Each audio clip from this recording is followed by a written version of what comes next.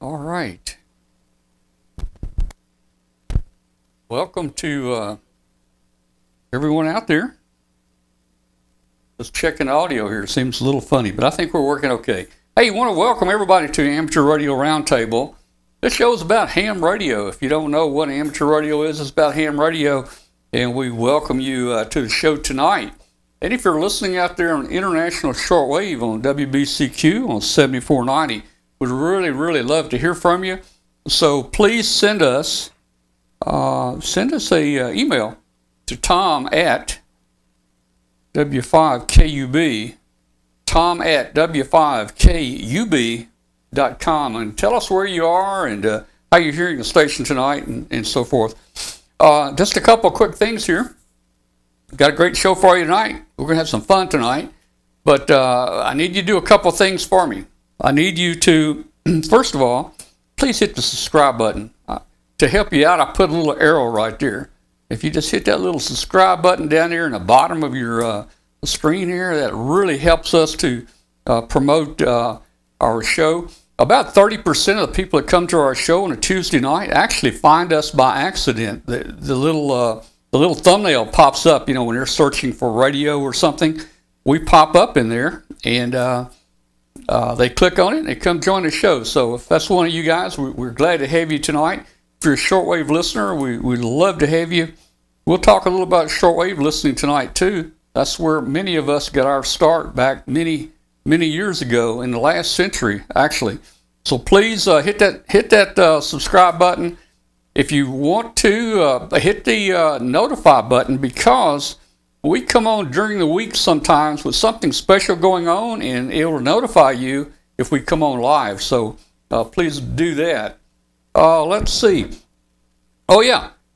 Join our Facebook group. We have a Facebook group. It's a great ham radio group. We've got 13,000 hams in that Facebook group. And we talk about everything about ham radio. There's a lot going on now with tracking our balloon and so forth. But if you've got questions or it's just a great ham radio hangout place.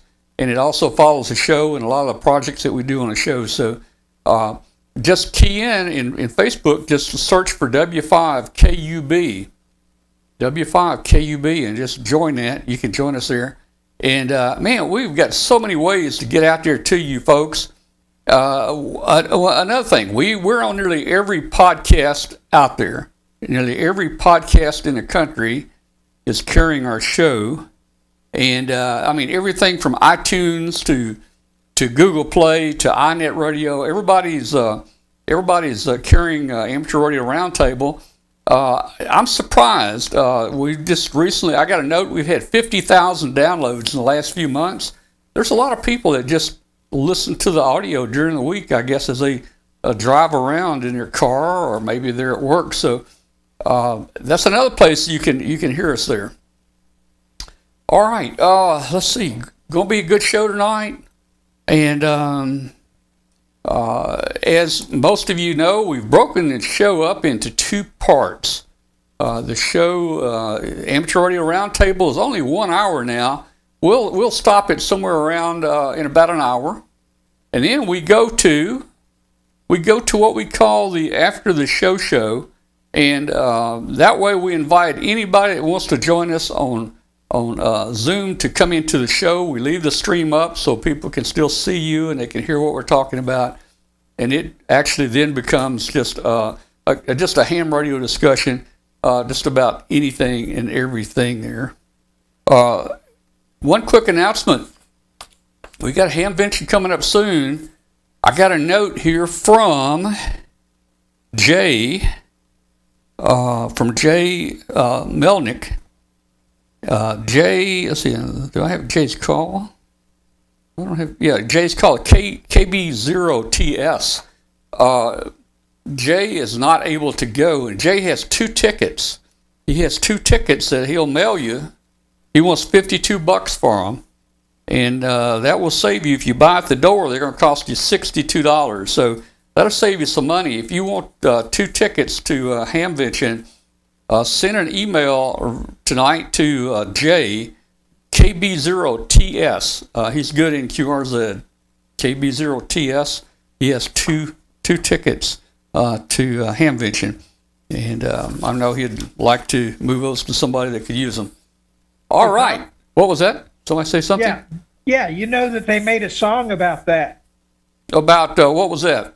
Yeah, Rich is nodding his head. He knows. Yeah, 2 tickets to paradise. Oh, Exactly. okay. 2 tickets to paradise. All right. Well, and it will be. We're going to have a lot of fun up there in about what? We're 3 weeks away. 3 weeks. 3 weeks, I was Glenn. looking on the calendar today, man. We're 3 weeks away, and Glenn, you're going to have to scoot over to the left about 5 or 6 or 7 inches. Can you kind of scoot? Hang on, let me pick up my paperweight. Scoot to the left just a little bit. You can still hold. There we go. Yeah, there you go. Now, much better. Okay. All right. Well, yeah. Hey, we will see you up there. Glenn's flying. He's taking the easy way out. My friend and I, we're going to drive up, and it's a 10-hour drive for us. It's about 500 miles. But we're going up on Wednesday, and we'll see you up there, Glenn. And Glenn's going to take the easy way out. He's going to fly up here. Now, I've already offered, if Glenn buys anything, I will bring it back in my truck for a nominal fee. Tom's got a big truck, so I can bring a lot of stuff back for a nominal y'all fee. that's got them boat anchors, let me know. All right. Well, hey, we're looking forward to seeing you up there real soon. You're going to be right across from our booth, and we'll see you there in Building 2 there at Hamvention here in about 3 weeks. Boy, it's going to be fun. Yeah, Okay. They just sent out the calendar and scheduling for us today. Dave Kassler, myself, and Pascal Villeneuve, and their contest editor, we're all going to be there. Lee Finkel, KY7M. We're all going to be there meeting and greeting and signing books and just saying hello to everybody. And I'll be there on Friday and Saturday, as will all the other guys as well. We each got an hour time slot plus, a place to hang out. Well, that's great. And just come on by the booth and spend some time over there with us, too. Oh, yeah. I plan on it. I've got 2 years of looking catching around up to do. Yeah, I do too. It's a couple years of catching up to do up there, man.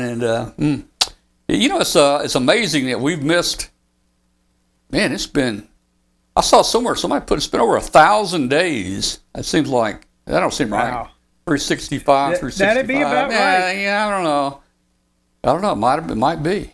But wow. That'd be about right. A little over 2.5 years, almost 3 years. Wow. Okay. All right. Well, hey, Rich, how you doing tonight, man? Come on in here from New Jersey, man. I'm doing great and very happy to be here. We're having some nice spring weather, some April showers coming our way in a few minutes, according to my weather alert. But that helps all the flowers. And having a busy time both with work and with home stuff, working in our county park, expanding our butterfly garden, which is what I do when I'm not doing ham radio stuff. Well, I tell you, I thought summer was here again. We had a good thunderstorm, yesterday about 3 o'clock in the morning. Terrible lightning and thunderstorm, but then a cold front comes through. I can't believe it, man. It's warm, and then a cold front comes through, and then it gets warm, and someday the weather's going to have to clear up a little bit here, I would think here. Yeah, we're supposed to get your cold front tonight into tomorrow morning. The rest of the week's supposed to be pretty cold. Yeah, okay. Well, good. We'll be talking to you in a minute about CQ for next month, and we'll see what's in CQ there. Oh, hey, we got a special guest on here tonight. He's actually one of our members. I mean, he's one of our team. He's just so busy I can't get him on here. Plus, I think he goes to bed early at night. Come on in here, Martin. How you doing, Martin? Oh, I'm doing good, Tom. I'm glad that COVID has let up and things are fairly back to normal here in Starkville, but we're still having some supply chain issues and getting enough employees, but we're doing fine. Well, that's good. And Martin, I talked to you last month, and you had COVID last month, man. And at your age and my age, we really don't want to get that COVID, but we had it. How did you get through it? Was it bad, or was it pretty light for No, you? it was pretty mild, but it took me 15 days to test negative. Yeah. I guess it just kind of hung on with you there, man. Yeah. Well, Yeah. you No problems. I figured, Martin, you personally, it wouldn't have lasted long. I figured you could have mixed up something and drank it, and it probably would have killed it off, man. But I can't believe it stayed in you 15 days. It took a long time. Well, yeah. Here at home eating peanut butter crackers. Did you lose your taste and smell or anything like that? No, but that was like normal. That's good. That's Feel, good. Yeah. I know Sore some. throats, I know sniffles. some young people that have had it and they've lost their taste, but that was about it. Oh well. Hey, over the last 3 years, Kathy and I both have had what we diagnosed as the crud, and it hung on for like 2 months, man. I mean, it wasn't a little measly 15 days like you had. This was a 2 month deal, and we were wondering, could this be COVID? Could we have had COVID? And then we'll finally test and we don't have COVID. So who knows? Who knows, man? Well, I'm glad things are getting better. We're going to talk a little about MFJ in a little while, and see how you're doing there. And I'm interested in supply chain and things like that that's affecting you. I see it here, just in little parts I need, and man, the prices they're going up on chips and stuff. Unbelievable. We'll talk about that in just a few minutes there. Okay. All right. Well, look, let's do this. Rich, why don't we just jump right into this, and you can tell us all about CQ next month, and also, do you have any kind of announcements for us? Well, first announcement is I have an actual paper copy of CQ in my hands. Look at there. Look at that, man. Very, very pleased. Now, that's an announcement right there. And, That's yeah, good. And our calendar as well. So we are very, very happy to have things back on the press again and moving out in the mail to people. So that's coming as a great relief. Yeah. Unfortunately, we have decided we're not going to go to Dayton this year with the uptick in COVID. I've managed to avoid it so far, thankfully, and I want to keep it that way. Being on an airplane and then being in an enclosed space with 30,000 of my closest friends, some of whom are vaccinated, some of whom aren't, most of whom won't be wearing masks. I'm just not ready to take that chance yet, and so we're going to hold off another year and come back when things are hopefully a lot healthier in the world at large. So we're going to miss everybody there, but we want to be sure that we're able to be there next year. So looking at our May issue coming up, this is it's a fun issue. It's one of those issues that kind of put itself together a little bit. I always enjoy those. Where the magazine tells me what it's going to have in it. And it's this month we have a Morse code mini special. We've got a few articles all focused on Morse code. We start out with an article by N5SK called Who Really Invented Morse Code, which is a really interesting article. And he's been doing some research on some, firsthand papers and things like that, going to original people who have been doing original sources. So that's really very, very interesting article. I'm not sure he's persuaded me yet with his conclusion, but we'll see. Next, we have the CW results of the 2021 CQ Worldwide DX contest. For all that people think that CW is dying, we had, 8,613 logs submitted and 4.5 million QSOs on CW. So it ain't dying, folks. It's alive and well. Next, we go back in time again to the early days of wireless, when wireless first became established as an emergency communication tool back in 1912. An article called CQD, SOS, and the Sinking of the Titanic. A very, very interesting story about the radio side, or wireless side, of the Titanic tragedy, and questioning whether it was preventable. But, that set in motion the recognition of amateur radio through licensing, the Radio Act of 1912, which followed the sinking of the Titanic, gave official recognition to amateur radio, required us to be licensed for the first time. And it also banished hams to those useless wavelengths below 200 meters, where, of course, we discovered the wonders of shortwave. So that was providential. So those three articles together give us kind of a historical look at Morse code from its very earliest days, in the invention of the telegraph, to the coming of age of wireless as an emergency communications tool, to CW today, where it is still a very, very popular and useful and well-used mode on the air. In the history vein, this is a really cool pair of articles.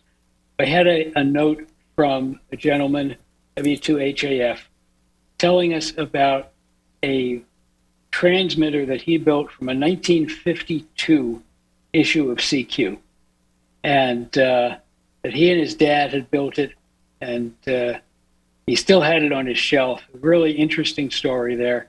So we worked that into an article with him, and we have that. Plus, we pulled up the original article that had the project in it that he built the radio from, and we're running that as our CQ Classic for this month, called Putting the 6146 on 2 meters, which was in our novice special, because back in the early days of the novice license, novices had voice privileges on 2 meters. That a lot of you didn't realize that. Speaking of 2 meters, we try to tie everything together here. We've also got the rules for the CQ Worldwide VHF contest that's coming July, which is on 2 meters and 6 meters. And that will give us some more activity on those bands as well. Among our columns, Erwin Math, WA2NDM, and Math's Notes writes about inexpensive lightning protection. On Listening Post, for our shortwave listeners out there, Jerry Dexter tells us that Radio Ukraine lives on via WRMI. And this is really interesting because Radio Ukraine International has not been on shortwave in many years now. It's only streaming on the internet, but it's now back on shortwave courtesy of WRMI, bringing information from Ukraine directly to listeners around the world. So very, very interesting there. Our emergency communications column this month takes us down to South America and an exercise called Carib Wave, which is a multinational exercise simulating a couple of earthquakes and tsunamis in the Gulf of Mexico and the Caribbean.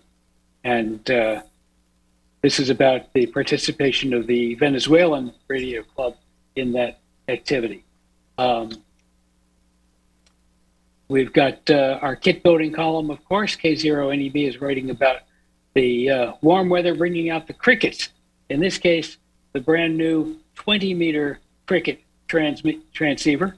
I've got a 30-meter one, and I think there are other versions for 80 and 40, and now Four-State QRP Group has introduced a 20-meter version of this very cool little transmitter, all built on one board, and you even got the key is built onto the board. Let me see if I pull up the picture here of the finished. It'll be in color, of course, but that's the whole thing right there. Coils are worked into the circuit board. Very, very cool little transceiver. In our homing in column, we've got fox hunting pranks and championship opportunities. Joe Mel, K0OV, takes some time this month to offer some tips to the foxes instead of the hounds on clever ways of hiding transmitters and making it challenging the hounds to find you. Our ham notebook this month, KH6WZ, writes about tracking down noise and the difference between noise and sound. His basic definition is sound is what you want to hear, and noise is what you don't want to hear. How to get rid of that. Every couple of years, Don Rotolo, N2IRZ, our digital editor, writes about computer security and keeping yourself safe from hackers and phishers and viruses and all that. And he's bringing us up to date on that topic again this month. So he's got all sorts of good advice for protecting your computer so that you can keep it happy and it's a part of your shack. In our VHF Plus column, N4DTF writes about waiting for sporadic E, coming up to the summer sporadic E season, plus something called meteor scatter mornings. And that's a group that gets together to work meteor scatter. But you don't really have to wait for sporadic E if you live in the Southeast, because there have been tremendous trans-equatorial openings over the past couple of months from the Gulf Coast states to Central South America. So that's on 6 meters. So if anybody told you 6 meters is only good for local contacts, they're wrong. Our awards column is all about the awards offered by the Parks on the Air program. In DX this month, which is also our cover story, W2APF writes about his one-man expedition to Montserrat. And it's titled Under the Volcano. Very, very cool article about a fun operation. In our contesting column, N3QE writes about Field Day's new playing field and how the apparently permanent adoption of being able, of Class D stations, home stations, being able to work each other for points has changed strategy and what you want to try to do in your field day operation. It's going to remain in the rules for at least this year, and it's looking like it may very well be become a permanent change in the field day rules. So we'll keep an eye on that. And finally, in our propagation column, NW7US takes a look at the progression of cycle 25, which he is noting, and if you've been on the air, you're probably noting it too, is moving ahead faster and farther than the official predictions so far. So it's quite possible that the scientists who have been predicting a super cycle just might be onto something. So we'll have to wait and see. A couple of other announcements to wrap things up here. We have a new contributing editor, Martin Butera, PT2ZDX and LU9EFO, who has been writing a bunch of articles for us on a variety of different topics, is joining our contributing editor staff as a contributing editor at large. He's still going to be doing more of the same this month. He wrote the emergency communications column this month, filling in. We do need still a new emergency communications editor. So if you're out there and you're heavily into EMCOM and want to share your knowledge and experience with our readers, please get in touch with me and we can talk about that. We also are looking for a new manager for the CQDX Marathon. John Sweeney, K9EL, who has been running it since its inception, has decided that it's time to step aside and let someone else take the reins. So if you're a big DX Marathon fan and you'd like to help give back on that and become its manager, talk to me. We'll talk about that. And we have a new WAZ Worked All Zones Award manager, John Bergman, KC5LK, who's been doing it for nearly a decade now, has decided that it's time for him to step aside as well. And Jose Castillo, N4BAA, Bravo Alpha Alpha, is our new WAZ award manager. And that's effective immediately, so anybody who has any communication regarding Worked All Zones, if you're applying for an award, you should be contacting Jose. Email address is his call sign, November 4 Bravo Alpha Alpha at cq-amateur-radio.com. Please do not write to John anymore because he's hung up his spurs and passed along all his records and other stuff to Jose. And Jose, by the way, is eminently qualified to be the manager of the WAZ Award. We have 38 different variations of the Worked All Zones Award, and Jose has 37 of them. The only one that he is still working on is 80-meter RIDI. So think about that, all the different variations of bands and modes, and he's got them all except that one. So he knows what it takes, and he's probably the perfect person to pick up the mantle and take over administration of WAZ Award. And looking forward to working with him very closely on that. So far, we've gotten off to a very good start. So that is about it. We do plan to have another print issue for May.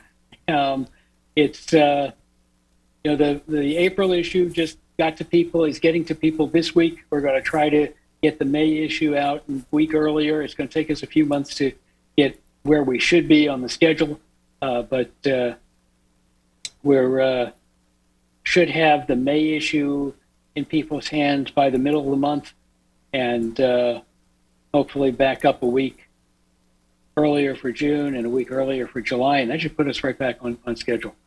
So that's where we're at.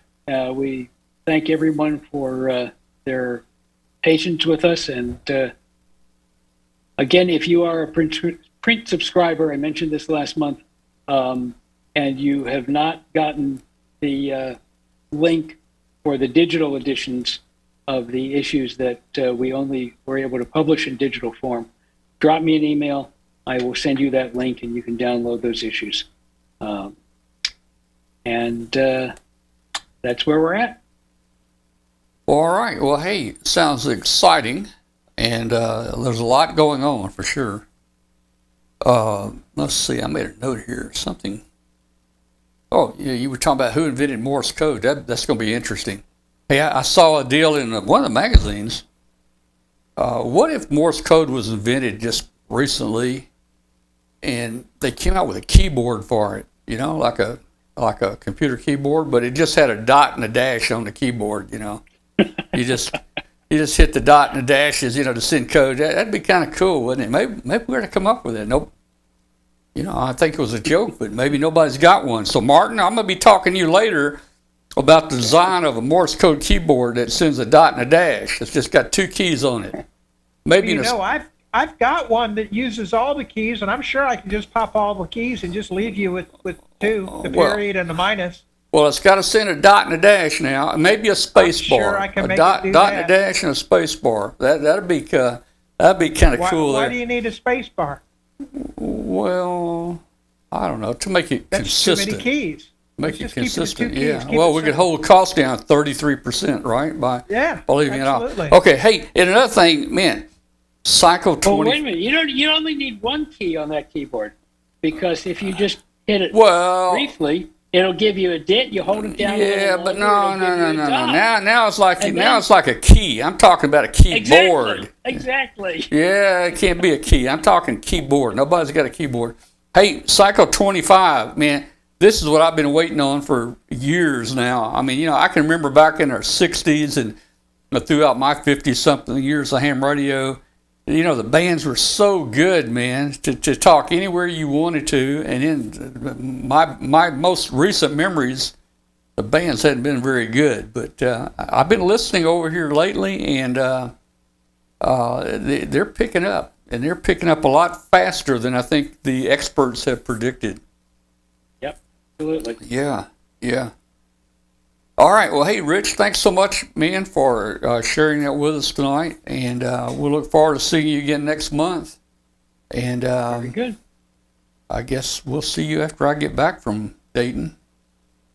I guess that's Yep, when the show sorry will be. won't Yeah, be able to be there, right. but You think you'll make it down to Huntsville? That'll be 3 months later. What are you thinking? Not sure? well, we're gonna have to see how things are going then, Yeah. and take it one step at a time. Well, we made it there last year to Huntsville, and I don't know of any outbreaks or anything that happened. And we've got Martin here. We can ask questions later. I think it's kind of like a cold right now. Maybe a runny nose or something. I don't know, but I'm sure there's still some bad strains in here. You don't want to get the bad one, right? All right, well, 73 to you, man. Thank you. Hey, you're welcome to stick around with us tonight and join in on the discussion if you want to, or just whenever you get ready to leave, just sneak out the back door, okay? Okay, all righty. Good to talk with you as always. All right, well, very good, very good. Okay. All right, well, that was Rich Mollison with CQ Magazine, and we were talking about next month's magazine. Looks like our number of people have actually increased a little bit in the last few minutes on the show. Let me ask you again, just real quick, guys, if you will, hit that subscribe button. We need you to hit the subscribe button. I won't say it more than 2 times. Please hit the subscribe button. Thank you. That's at least 3 times. Oh, was that 3? I thought it was only 2. Okay. All right. But you said it earlier. Oh, okay. And again, for the new people that just tuned in, this is a show about ham radio, amateur radio, and we're going to have a lot of fun tonight. And we make friends all around the world by radio. And people say it was the first social media network, I guess. So I didn't think of it that way, but it probably was. Yeah, it really was. When I got my license, my novice license back many years ago, yeah, I guess it kind of was. It was really different back then. We'll talk with Martin about that here in a few minutes. Let's do this real quick. Let's take a quick break, and we'll be back here in just a minute, guys.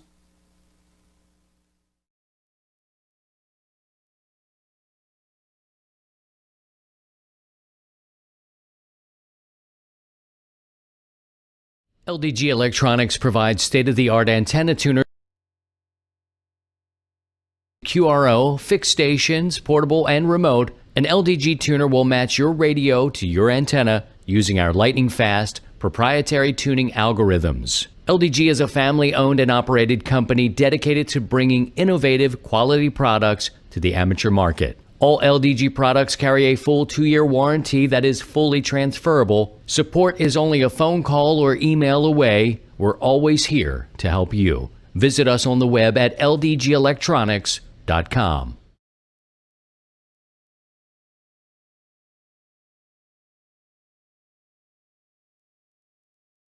Are you there? Okay. Well, we're back.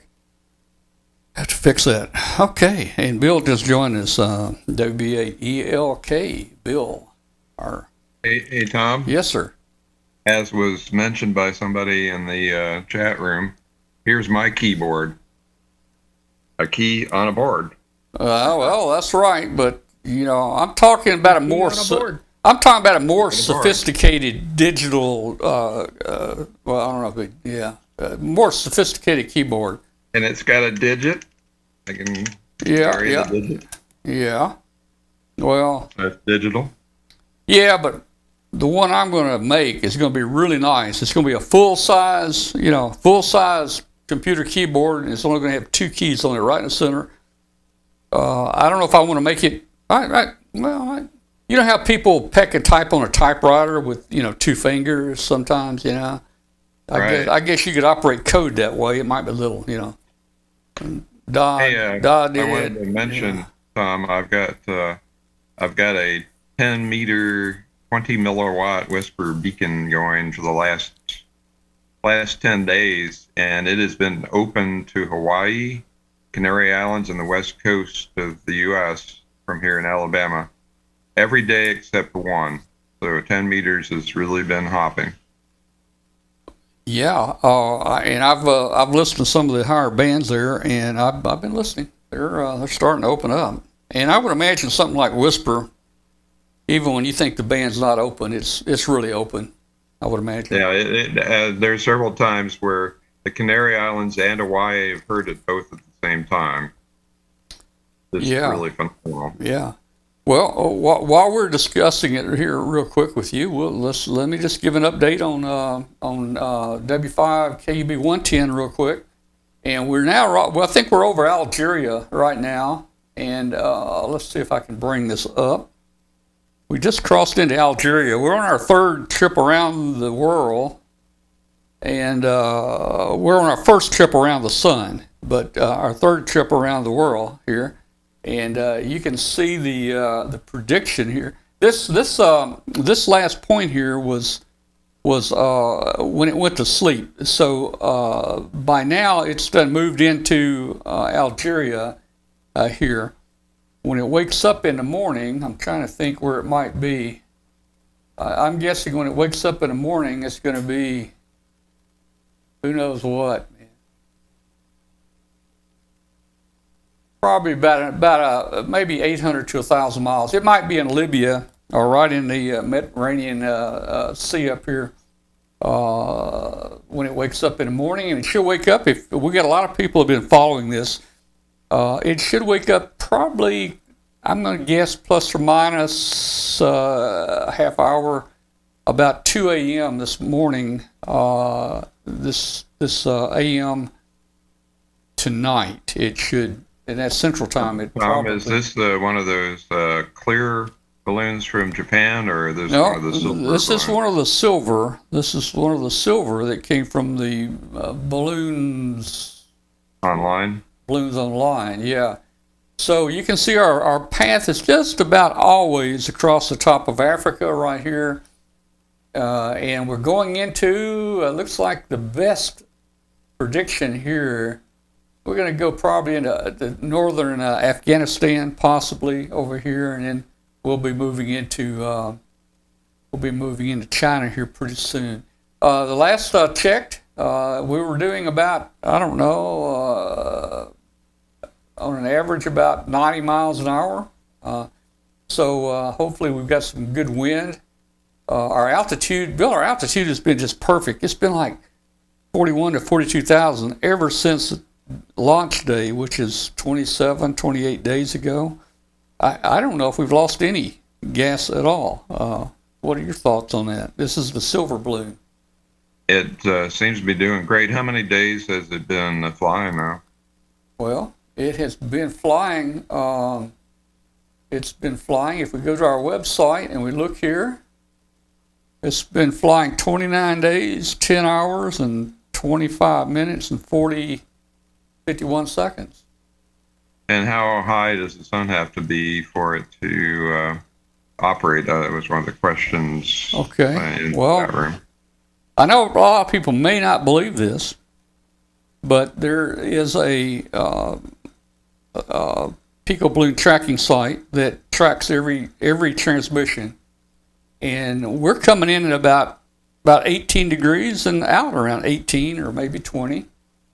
I don't think this thing lays flat, to tell you the truth. It's just not hanging just straight down. That thing is probably all around at different angles, so I don't know how you can calculate the real angle there. Tom, do you have a T-shirt for this flight? A commemorative T-shirt? Hey, T-shirt, that reminds me, one of our viewers asked about this, and we did come up with some swag. Let me pull it up here. Let me pull the swag up. You guys probably hadn't seen it yet, but I think this is some neat swag that Huey, Dewey, and Louie have. There it is, right there. Let's get it up there. Look at there. That you can get your official W5KUB 110. The journey continues with astronauts Huey, Dewey, and Louie, and that is the tracker that they're flying on right now. They're standing on it right now. So you can get that right there. Now, we haven't priced it yet. I don't know what we should charge for this. It's probably going to be pretty expensive, I would imagine. But I thought about getting Glenn one. Glenn likes T-shirts, so I thought about getting Glenn one. That'll work.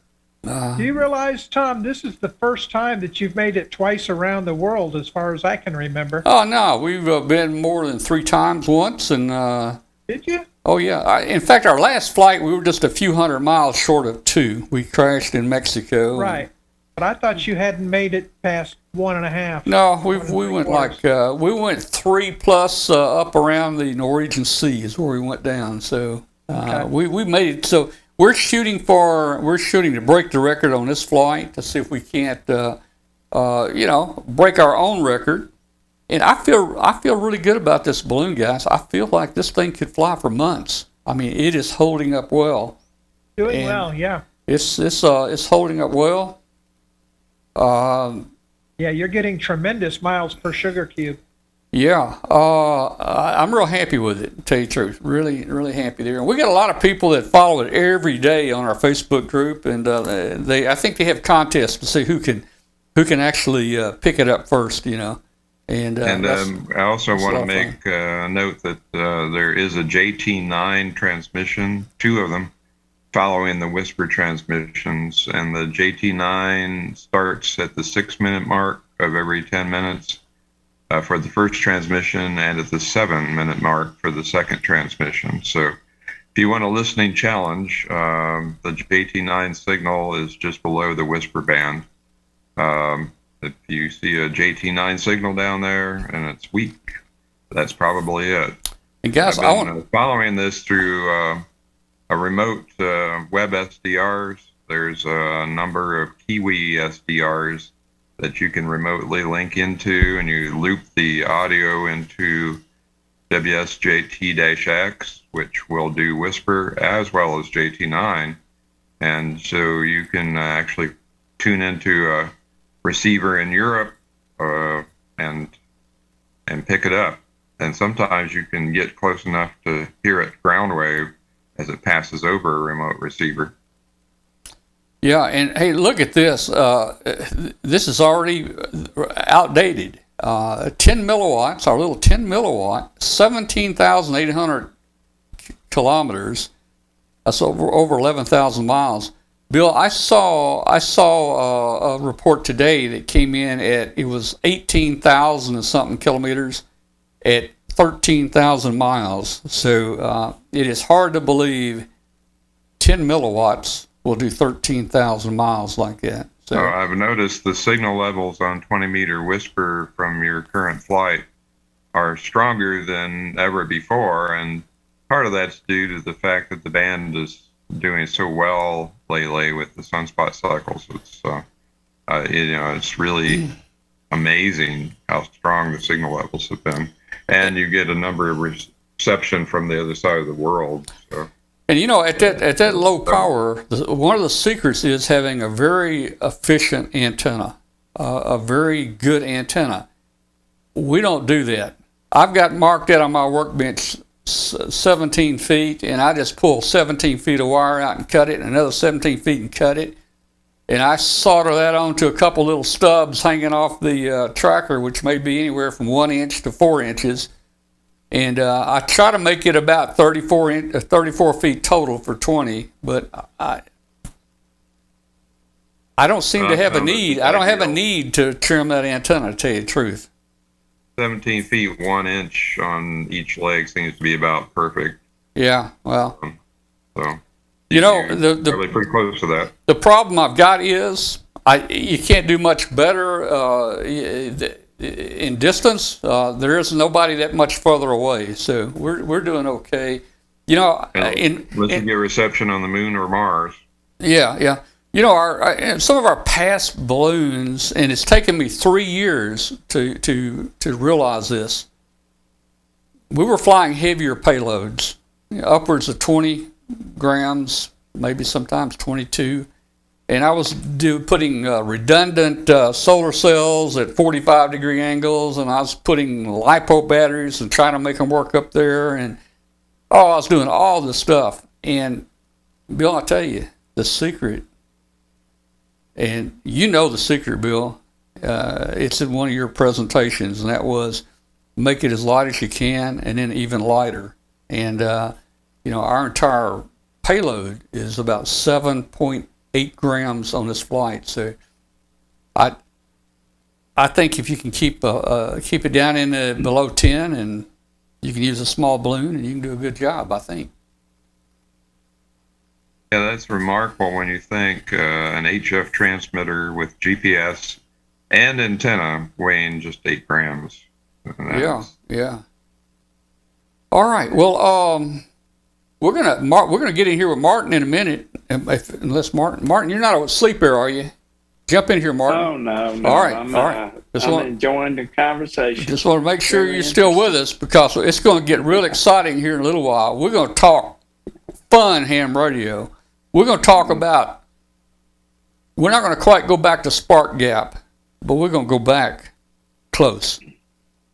Okay. Yeah, it was pretty close when we got started. We're going to go back close. Not quite the Spark Gap there, but okay. So we're going to have fun here in a minute with Martin, with you and others that want to participate.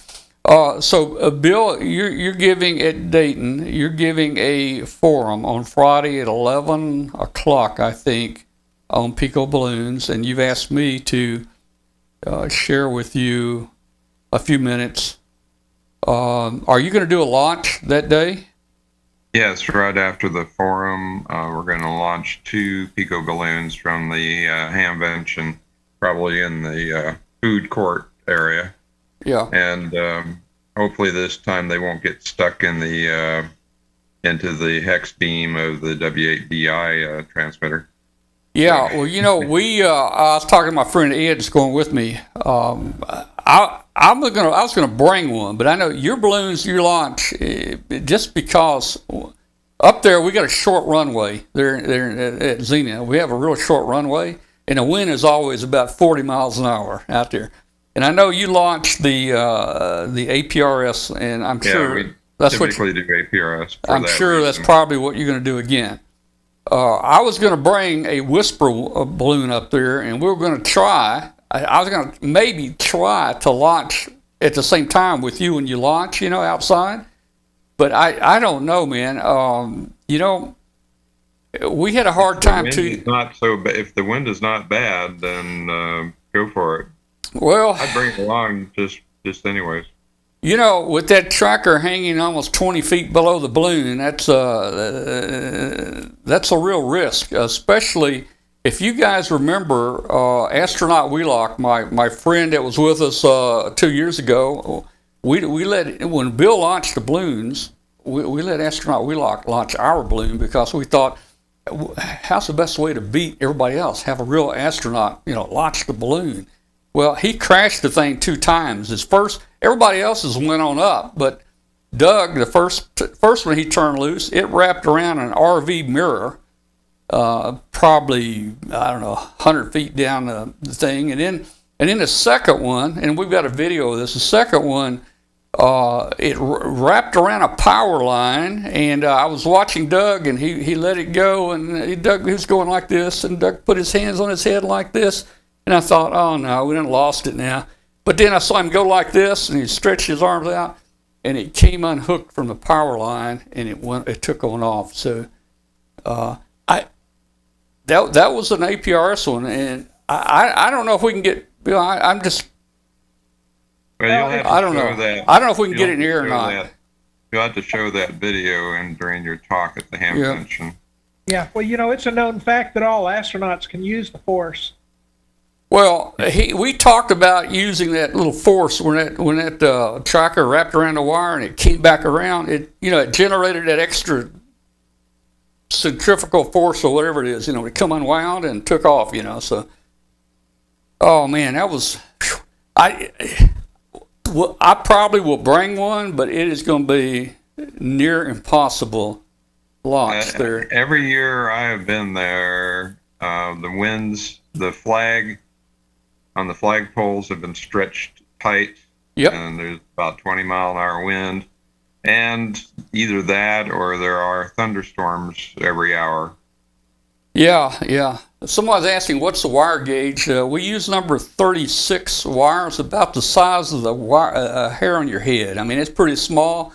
When I stretch that antenna out and build it here in the ham shack and tie my string around it, sometimes I can't even see the wire or the string. The string is so small too that I, it's just really hard to see, man. So. Now, I think, however, the last 2 years that the hamvention would have occurred, and when it, it was perfect weather. Isn't that always the way? Well, Yeah, you burned your good weather days, when it was not happening, and so now you're going to get all the rain, the snow, the storms, all the bad stuff. All at once. well, I just know the wind must be doing 40 miles an hour out there most days. Now, we'll check it out on Thursday to see how it is, but, I'm thinking we may gas it up at the hotel room Thursday night and bring it out there if we think we're going to launch it. I don't know, but everybody that knows about Dayton knows it's going to rain at least one day, and if it rains and storms on Friday, we won't be launching that day. So I should have a helium tank with extra in it, and we're going to inflate it in the little break room near the conference rooms. yeah, we'll probably do ours in the hotel room. The only thing about these new balloons we're using, Bill, I'm concerned about sealing it, and I'm thinking we're going to have to put some adhesive in there and put a weight on it and press it down and maybe let it sit for 15, 20 minutes. And then I always adhesive and fold it over again. So, but hey, we must have sealed this last one pretty good. Yeah, you did. It's not leaking out.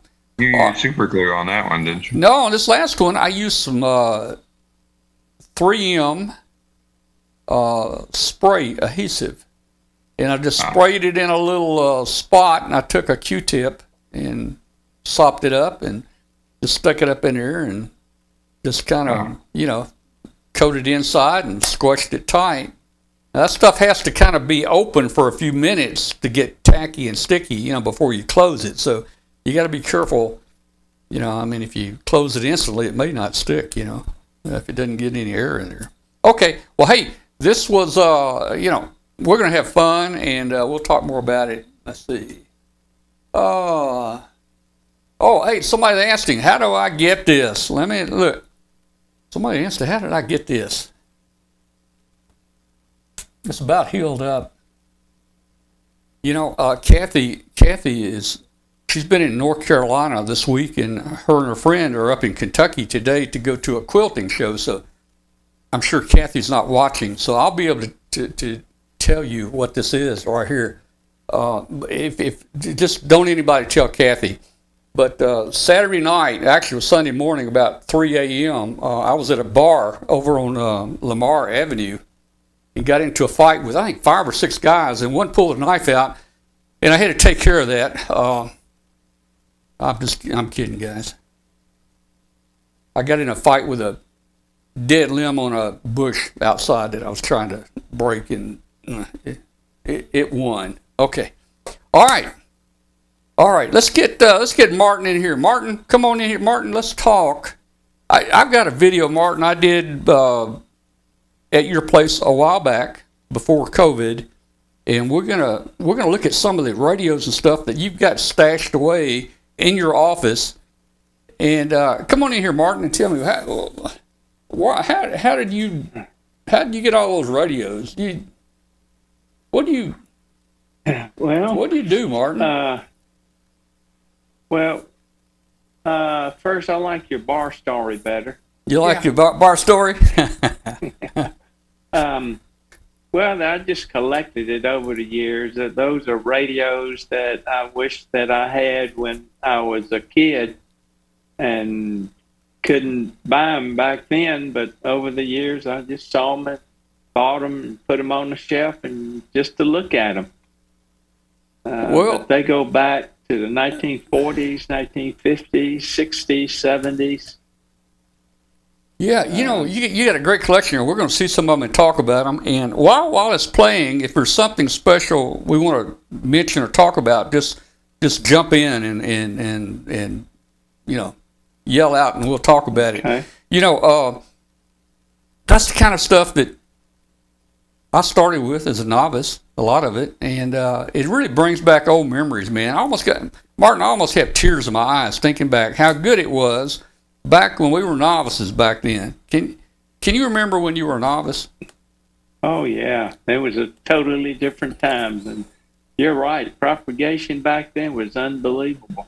Now you got your novice license, what, in 1960, somewhere around there? 1960, yeah. Okay. Well, see, That's, you're an old timer. I didn't get mine until 1964.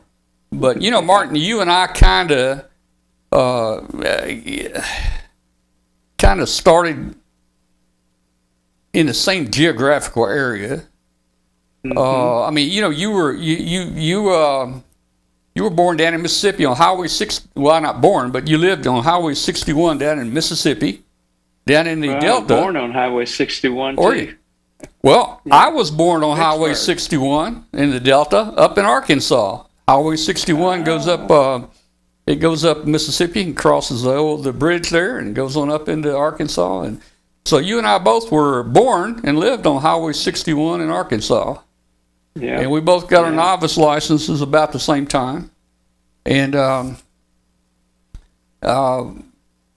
you turned out to be a gazillionaire and own 5 or 6 or 8 companies now. And I don't own any, but you did a little better than me, Martin. But I like to come down and visit you, Martin. I like to come see Well, you. you come see me. All right. We Very always good. have a good time when you do that. Now, one thing that you talk about Martin's office and all the cool radios they got there. What he doesn't tell you, and you can't see it, even if you're sitting in front of his desk. He's got a room off to the side of his office. We got it. That's where You're going to That's where see he it. keeps the good stuff. Oh yeah, we're going to see it right here. Let's go ahead and put that on there and just start looking at this. This is like magic. I mean, guys. Oh, man, yeah. If you're new to ham radio, you probably don't even know what I'm talking about. But this is like magic, man. Wow. Let me get this thing on here. We're going to start it, and Martin, we'll just jump in if we see something we'll talk about here. He's got at least one of everything. Probably Yeah. about 5 and 6 of most. Yeah, here we go. Martin, always fun. All this great stuff to look at, old stuff I grew up with. I don't know. Oh, man, I feel like I'm in heaven here. Hey, cameraman, Walter's with you today. Walter's our cameraman. Walter, take a shot at some of this vintage equipment over here, and we're going to step inside here.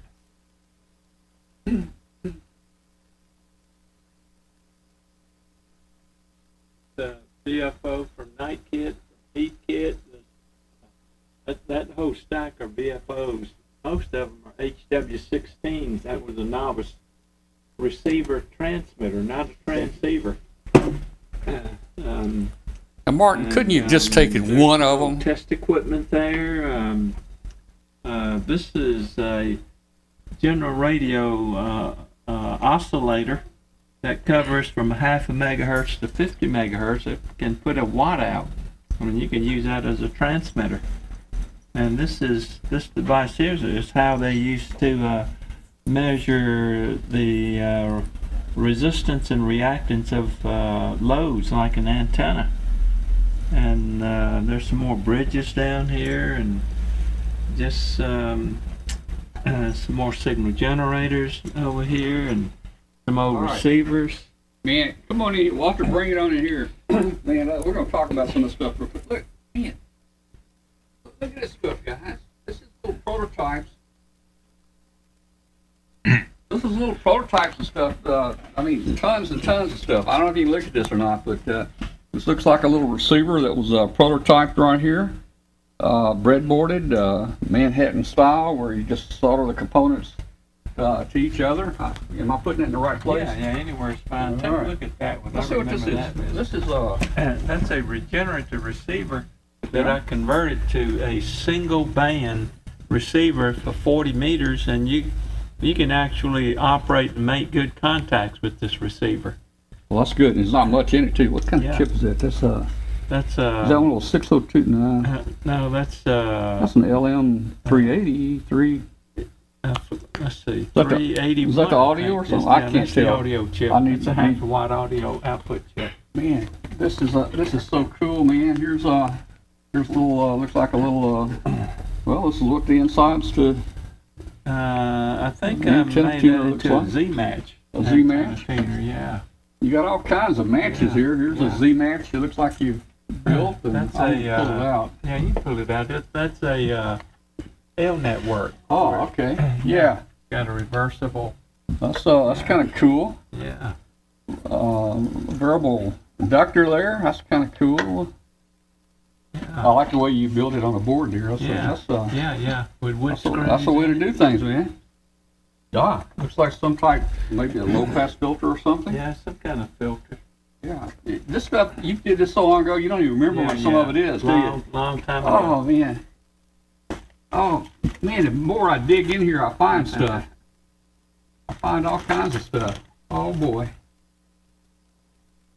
You remember what this is? Forgot now. Looks like some kind of transceiver. Could be. Oh, man. Someday I'm going to come down here when I got more time. I'm going to dig in this stuff and see what you got here. Let's look at some of the radios up here. Boy, you got some heat kits. Yeah, those are HW. QRP heat kits. Oh, man, there's the 8s, the Yeah. 7s.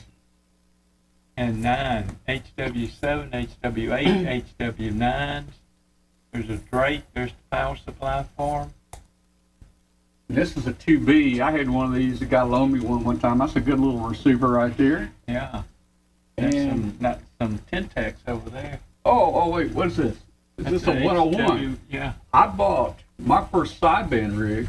You know, we were on AM when I started out, but my first sideband rig was just like this, but it was the HW100. And it was, I guess, the one right before this one. And I built that as a kit. It cost $249 when it came out. Of course, that didn't include the power supply. And you know what? I kept that thing 20 years and I sold it for $249. Wow. I sold it for what I paid for it. Wow.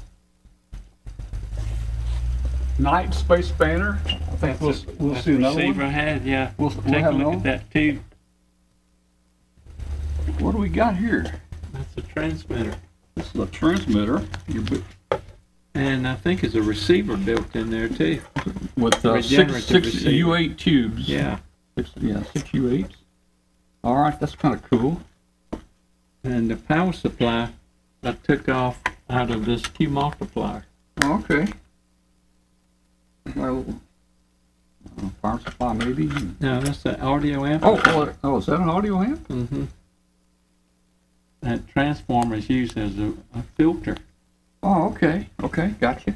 Well, there's nothing wrong with that, right? Mhm. Oh man, look at all this stuff. Well, let's just keep going here. Here's your extended double zip coming in, Yeah, 180 feet long. and you got an IC 7300 back here. You Yeah. sneak back here and operate. How much you get on it? A little Didn't bit? have much time on it. Yeah. It's something that I'm hiding. New piece of equipment Hiding that I didn't something? want anybody to see. What's that? That thing That's here? my new spectrum analyzer. All right. What? It's How too high? deep for- How high for will back it go? here. Spectrum It analyzer. goes, I think that one goes up to 3 gigahertz. 3 gigs? Wait. No, it's only 2 gigahertz. Okay, I've got an IFR piece of test equipment with spectrum analyzer in it. I think it goes up a little over 2 gigs, somewhere in that area. Yeah, Yeah. That's handy, man. Handy. yeah. Let's walk around. Yeah, Let's this see. thing doesn't belong back here with all my old stuff. Let's oh, hey, just take a quick look at this. Hey, Martin, what is it? You said this is a 40 meter, Yeah, 40 meter 40 meter magnetic loop? Magnetic loop. Look at it. Here's a capacitor right here. Everything's 40 meter welded. loop. It's all welded together. Martin says the problem is it's too big. He can't ship it. So I don't know. All right, let's step around in your office over Okay. here. Is there anything- Forgot there was something. Let's just look at these other things here. All right, so here's a little gizmo you're working on right here. Yeah, that's a pre-selected preamp for these SDR dongles. A pre-selector. So that's going to take out all the garbage coming in on the front end. Yeah. And, Keeps it from being overloaded. that's good. Now, is this something, are y'all producing this yet? Not yet, and we're going But to. you will be. I'm just playing with it, working Okay. on it. There's a So little this is- preamp that's out of the receiving loop that we have. Okay. All right, let's step around and let's look at some stuff here. The amazing thing Yeah, is that man. he's got You all may want to come that over this way a little. documentation. Oh, yeah. The cameraman this way. Yeah. We're over here, and we got so much stuff to see. Martin, we get back over here. Okay. Come on back over.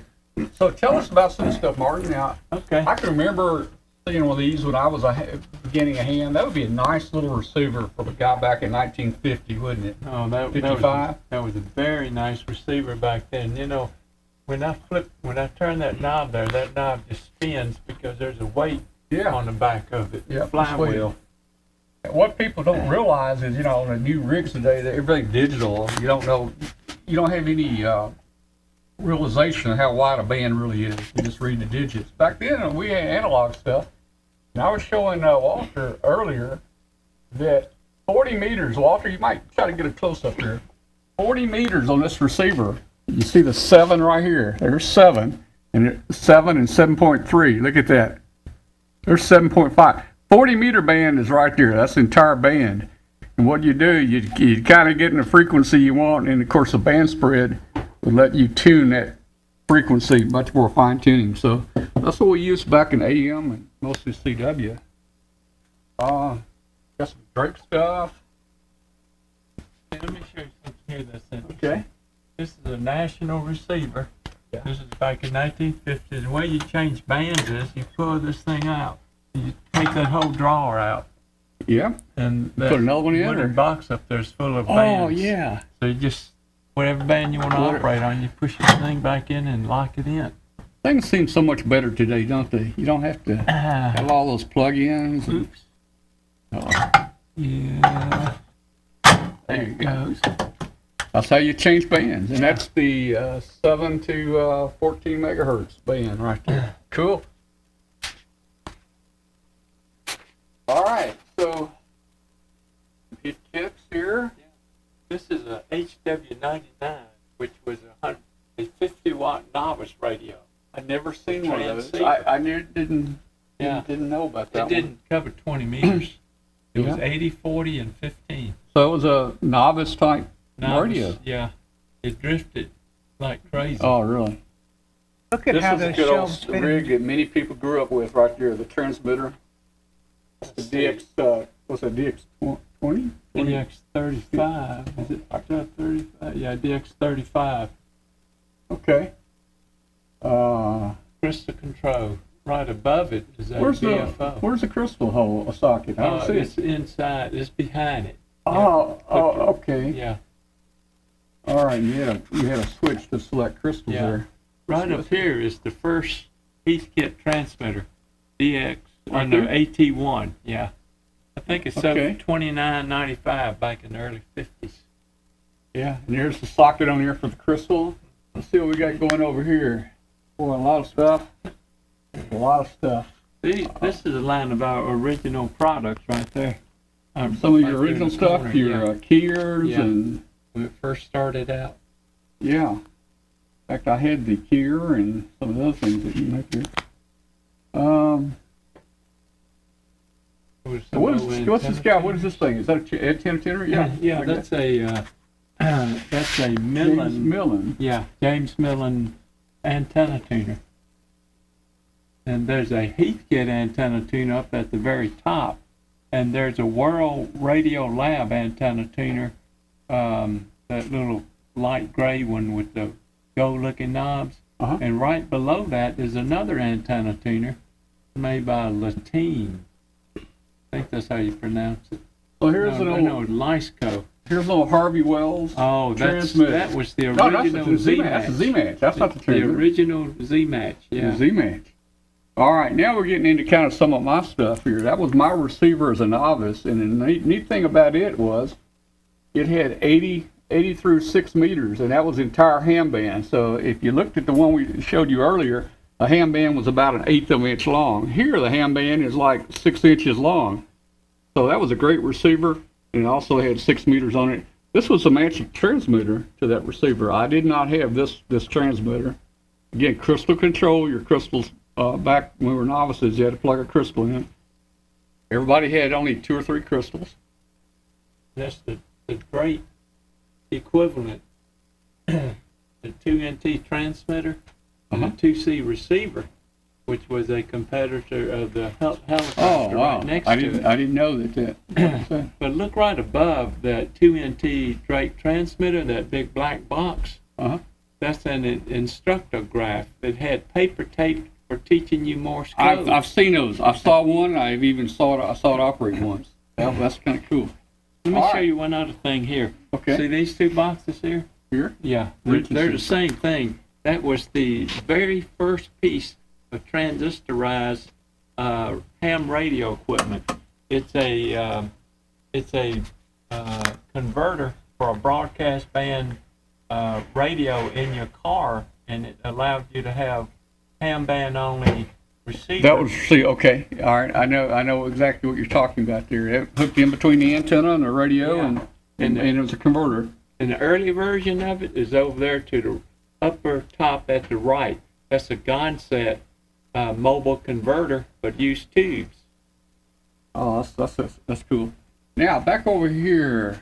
First of all, while I've got my eyes on it, there was my first transmitter. This was a kit. It was a Knight T150, 150 watts. The nice thing is it went through 6 meters, 80 through 6. And again, we weren't allowed to use the VFO when we were novices. We had to plug a crystal in right here. But I built that as a kit. Martin, I had what is it? The Helicrafters. I think I had a SS-38 somewhere, and I lost it. S38, yeah. I don't know what happened to it. But those are kind of neat. Now, That was the S53. were these ever good enough quality for a ham to use to Yeah. receive? Yeah, they were. I mean, back then, you used just about anything Anything you you had. get your hands on. That's right. Yeah. Today that would be very crude. Yeah, Just, it would be very crude, yeah. So this is a Knight receiver. Is this the The R100? R100, yeah. That's the match to that. Yeah. That would have been a cool receiver. They had a built-in key multiplier. See, we got stuff down here below. Oh, yeah. That's Cool. the S. This is unique. It's like the S38 receiver that you had, but that had a transmitter built into it. Oh, see the transmit receive switch. Yeah. That is Now, cool. The output tube of the transmitter was the audio output tube. Was it It something like a doubled. 6v6 or Yeah, it something? was or- something like that. And that's a Hammerlin Yeah. HQ110. Now, I love the looks of this Helicrafters here. That's That looks like like- there's a SX1 Yeah. 110 SX. S10, S10B? Let's see. S10B or Let's see what that is. Oh yeah, S108. 108? Yeah, Okay. that That's was a like the fine looking- OS40. Yeah. And this is a Helicrafter, but it was before Helicrafter bought them. Okay. So it's carrying the name Echo's Yeah. Echo phone. Yeah. Okay. Got some national Yeah, stuff the here. National SW54 with a shortwave receiver. And this is one of the early first transistorized transceiver. That's a Yaesu FT7. That's the B model, but the first one came out was a 10-watt model. All right. Well, let's look on down here. Let's see what we got down here. That's a homebrew something that I got off of eBay. I haven't hooked it up to play with it. Plate amps, transmit, receive, meter. Let's see. Transmit tuning. This. I don't know. This may be a transceiver. I have no idea. Yeah, Receiver tuning on this side. yeah. It's a receiver transmitter. Yeah. That's interesting. That's a nice homebrew. Now, down here are some of the first transistor radios that broadcast band that Heathkit had. Oh, okay. Yeah. And then the little one. Yeah. I remember when the little stuff came out and people started carrying. You could carry it around with you. This is a Fillmore radio, very much like the first one that I had built, one transistor. All right. Well, here we got the space spanner. Now, so that was your first receiver. First I think. receiver, yeah, regenerative receiver. And you never heard him, never made a contact with it? Couldn't make contact with it. Isn't it terrible? The old stuff we have to try to use. You know, we made it work. And here's your. That's here's the Miko. Here's a transmitter. This is probably similar to what you had. Yeah. When you started out. Right here. So again, we were all crystal control. Here's a crystal for 3757 or something like that. You got two crystals plugged in. This is how we got our frequency. This is what the FCC said we had to use. And to change bands on this thing, of course, you had to change the frequency of the crystal. But you unplug the 80-meter coil and you plug in, say, the 40-meter coil. That's how we changed bands. And boy, we had probably a whopping, how many watts, Martin? Oh, that probably put out 5 to 7 watts. 5 to 7 watts. Yeah. Let's see what we got. But anyway, hey, the old Konar, I had a friend that built one of these back in the early 60s. This is interesting here because That's Johnson. And if you look, so yeah, these two are kind of interesting, Martin. And you were telling us that if you look closely, they're identical. yeah, One is a night kit, and one is a Johnson mm-hmm. Johnson Adventure. Uh-huh.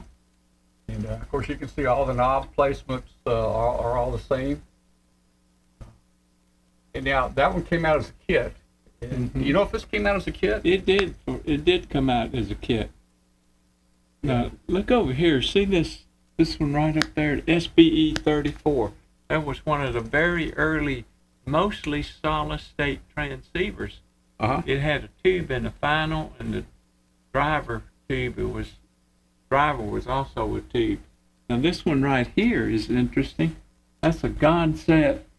That's not a transceiver. It's a transmitter and a receiver.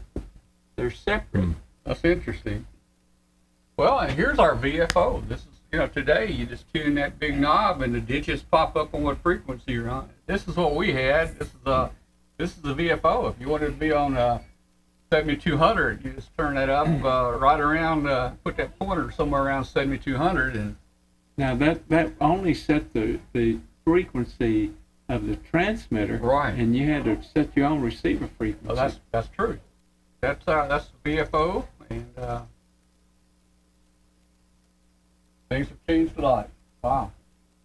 Well, look, hey guys, that's just a quick tour of some of the vintage gear that Martin has here. Martin, when I have more time, I'm gonna come back and play with some of these. Yeah. All right, I tell you what, boy, that. Hey guys, we're at MFJ. Let me stop it here. Martin. Wow, what a collection, Martin. As I look through your video, everything's still in the same place. It is it? Well, I noticed. You said, as you became successful and older and made some money, then you could afford to collect these things. Where we were novices, we couldn't do that. Now, I saw. You looked like to me you had 5 or 6 or 7 HW16 stacked up. Why do you need so? Why do you need so many? Why, wouldn't one be good enough for a collection? But you got to have 6 of them. You must like the HW16. It's a good little radio. Sometimes things are priced right, and you might as well get another one. Yeah. Yeah, there you go. Let you see mine. That's the start of my collection. Yeah. You ever use it? No, it's got to be recapped. I've got the kit, just haven't had time to put it back together. Okay. Well, now I got a question, guys. I hear about all this recapping. I understand that. I understand old caps can go bad, and I grew up in a TV repair shop with my uncle, and when there's radio, when the caps would go bad, you'd start hearing a hum, on the radio, or you'd start seeing a bar on the TV picture, things like that. But I've got some really, really old equipment that's never been recapped, and to me, it sounds like it's working fine. It'll work fine until it doesn't. Yeah, well, Yeah. I don't Well, know. if it works, I wouldn't put more caps in it. Yeah, I mean, so. Well, the big thing is they use the old paper capacitors, and Yeah. they'll dry out and go bad on you, and then those Yeah. big old metal cans will start leaking on you. You ever had one explode? We won't talk about those. I've seen them that have exploded. I never had one explode on me. I don't think, unless I intentionally made one explode here. Well, man, now that was just a great visit there. I enjoyed looking at all that stuff. As I said, it brought back old memories. But in addition to that, when I go down to see Martin, he doesn't know it, but I slip around and I go into all the different companies. I go back there to MFJ, and I go over to Ameritron, and I slip over to Vectronics and all these things, and I get to look back here at the stuff they're building it. When they're building it at different stages, and there's a lot to see down there, more than just what you saw in his office. I mean, I tell you, this is there's a lot of ham radio accessories being made in the USA, and MFJ is making those. And I heard someone say at one time, and I do believe this, probably, on the average, probably just about every ham in the world might have at least one piece of MFJ equipment, So, Martin, you really come a long ways from the days of renting the hotel room. You started your company up in a hotel room. And what was your rent back then, Martin, for your company? Well, this was an old broken down hotel room down in downtown. And the room I rented, they couldn't rent to anyone else. There was no plumbing, no furniture. And I paid $16 a month, 50 cents a day to rent that room. And all I did was build products in it. And the manager ran me off because I started stinking up the place. Yeah, I guess that sulfur or whatever chemical used to make circuit boards, that stuff's pretty strong. So you mean you had a 50 cent a day facility and you got run out of it? That's just hard to believe. Hard to believe here, man. I had a hot plate with a Pyrex dish on it, heating up ferric chloride to etch PC boards. And I had a hand drill mounted in a stand where I used to drill the holes in the PC boards. Oh, man.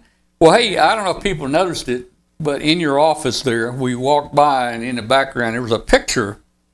There was a picture of a general store. I think one of your family members drew of the store where you grew up in, and you had a pretty large family there, and you grew up as a young kid in that grocery store working there, and I'm told you had your shack up in the attic, and you didn't even have a floor up there. That's true. Yeah, I think I took some ends made of wood from pallets and put a sheet of plywood or an old door on it. And that was my station with the regenerative receiver and the home built transmitter. Well, you must have been one tough little kid, because let me tell you, I can remember growing up, and maybe the first few years I remember we didn't have air conditioning, but down here in the South it gets hot, and I can tell you, up in the attic it gets even hotter, man. So I don't know if you were the attic in the Delta just had to be sweltering. Yeah. I don't know if you operated year round or if you were kind of a seasonal person up there, but you were on the top of this little general store there. And you guys sold everything, didn't you? And you, the picture there, I see the old kerosene pump outside where people could buy kerosene or coal oil. I guess you call it coal oil. Yeah. Yeah, down there. That was for lamps. A lot Yeah. of people didn't have electricity back then. Yeah. Used coal oil lamps. Well, that's true. And I remember my dad talking about he didn't have electricity for a while, and they had electricity in the barn, but they didn't have electricity in the house. There was a railroad track that went between them, and I would have figured out how to get that electricity over to my house. Believe me, if I was there. But I can just see you there. You worked, didn't you? When you were a little bitty kid, I bet you wasn't 4 feet tall. Oh, You were yeah. probably a We had to- salesperson. We had to stand on milk crates so we could see over the counter. Yeah. Well, I remember one story. Now, I guess the statute of limitations is already gone, but I remember one story where I think you worked in the meat department or butcher shop back there, and a slab of beef was so big you couldn't even carry it.